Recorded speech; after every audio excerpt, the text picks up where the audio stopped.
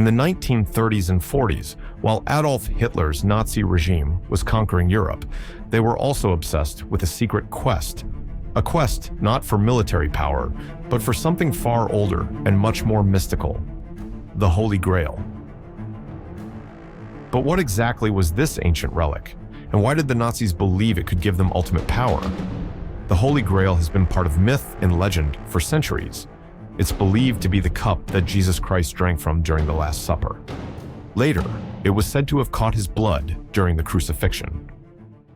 For centuries, people believed that whoever found the Grail would gain incredible powers: immortality, wealth, or unimaginable strength. This made the Grail one of the most sought-after relics in history. The idea of the Grail was popularized in medieval stories, especially in the Arthurian legends. King Arthur and his Knights of the Round Table are often depicted in search of this holy object. But what does the Holy Grail have to do with the Nazis? The answer lies in a mixture of ideology, myth, and obsession. Under Adolf Hitler's rule, Nazi Germany didn't just focus on military conquest.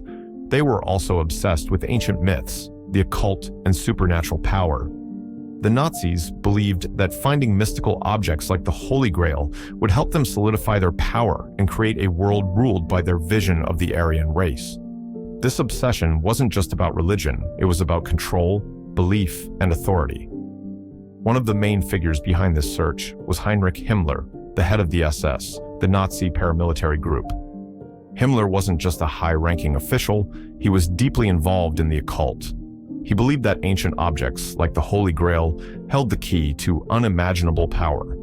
His obsession with the mystical led him to create an organization called the Ahnenerbe in 1935, the Ancestral Heritage Institute. The Ahnenerbe's purpose was not just academic research, it was a military-grade mission. Its goal was to find evidence that would legitimize Nazi ideology, particularly the belief that the Aryan race was the master race and that ancient Aryan relics were waiting to be rediscovered. The Holy Grail was at the top of Himmler's list. The Nazis' search for the Holy Grail didn't begin as a mere academic pursuit. By the late 1930s, it was a full-blown military operation led by the Ahnenerbe. The organization sent expeditions to some of Europe's most ancient and mysterious places in search of the Grail and other relics. But what made this search different from others was the Nazi belief that these objects held more than just historical value. They believed these artifacts would bring them ultimate power. One of the main leaders of these expeditions was Otto Rahn, a German SS officer and historian who was one of the most dedicated to the search for the Holy Grail. Rahn was a scholar of medieval history and an expert on the Cathars, a religious group wiped out during the Inquisition. He believed that the Grail had been hidden by the Cathars in southern France. In 1937, he published a book called Crusade Against the Grail, where he argued that the Grail was located in the mountains of Languedoc, in the south of France. Rahn was sent to the Ariège region of southern France, near the Pyrenees Mountains, to investigate these claims. He believed that the Cathars had hidden the Grail in the region, possibly in Montségur, the site of the Cathars' last stand, during the 13th century. Montségur had long been associated with Grail legends due to its remote location and its history as a stronghold for the Cathar people. In 1938, Rahn led a team of archaeologists and occultists to Montségur and nearby sites. They believed the area contained hidden chambers or tunnels where the Grail might be found. Rahn and his team searched for months, combing through caves, ruins, and old religious sites. But despite their efforts, no Grail was found. Some even say that Rahn, deeply frustrated by his failure, turned to occult practices, including rituals to contact the spirits of the ancient Cathars. Rahn's search continued in other parts of southern France, including the Audi region. But by 1939, the outbreak of World War II halted the expeditions. The Nazis' focus shifted more towards military conquest, and the Grail search was put on hold. However, Himmler never gave up on the idea that ancient relics like the Grail could secure victory for the Nazis. Despite his years of devotion to the Grail hunt, Otto Rahn's story takes a darker turn. By 1939, Rahn became disillusioned with the Nazis and their vision of a pure Aryan world. His growing discomfort with the regime, combined with his failure to find the Grail, led to a breakdown in his relationship with Himmler. Rahn's deepening dissatisfaction with the Nazis and their occult beliefs made his situation more dangerous.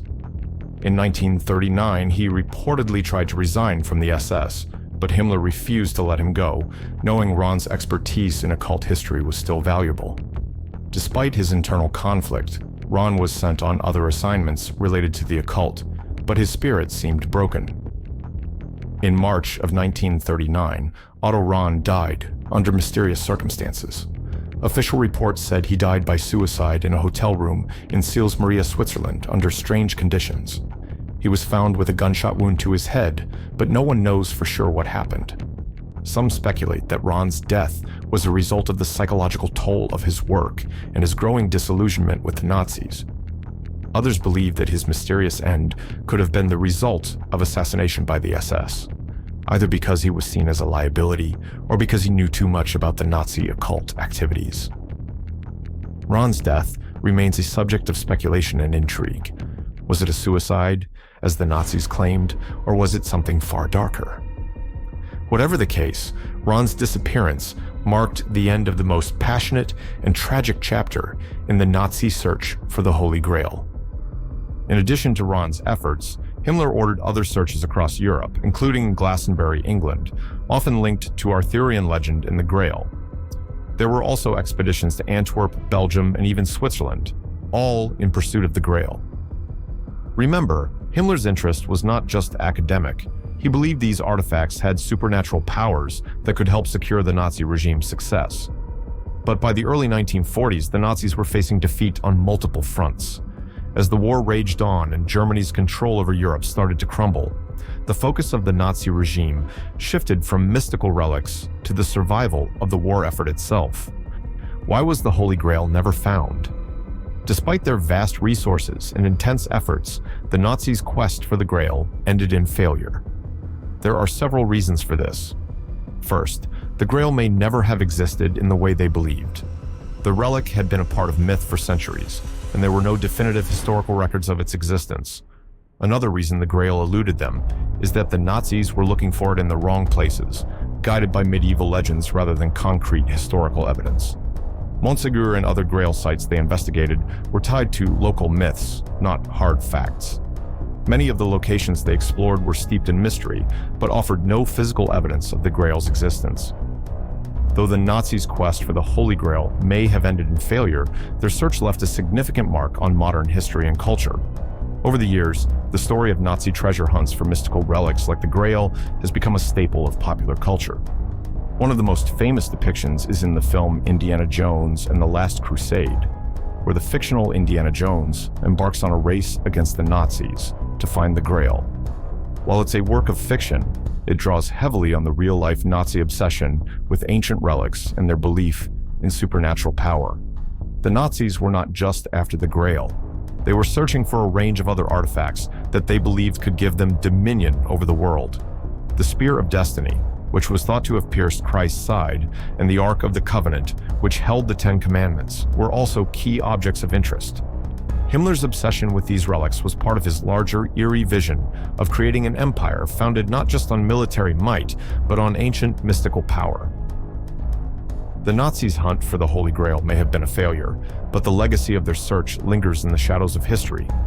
The idea of the Grail as a mystical object capable of altering the course of history continues to fascinate both scholars and conspiracy theorists alike. Even today, treasure hunters continue to explore the possibility of finding the Holy Grail. Many believe it's hidden in some remote cave, or perhaps in a secret location known only to a select few.